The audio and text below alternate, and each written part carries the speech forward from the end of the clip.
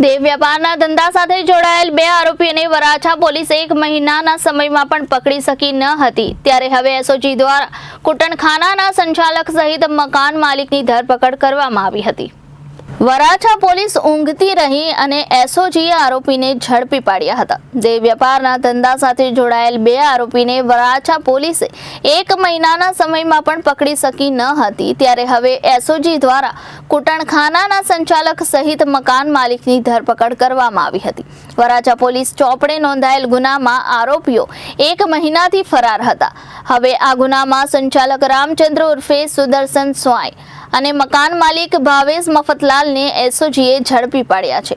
અગાઉ દીપક અને રામુ નામના શખ્સોની ધરપકડ કરાઈ હતી, જે આરોપીઓ કુટનખાના માટે 40,000માં રૂમ ભાડે રાખી આરોપીઓ બહારથી લલ્લાઓ લાવીને રૂમમાં કુટનખાનું ચલાવતા હતા।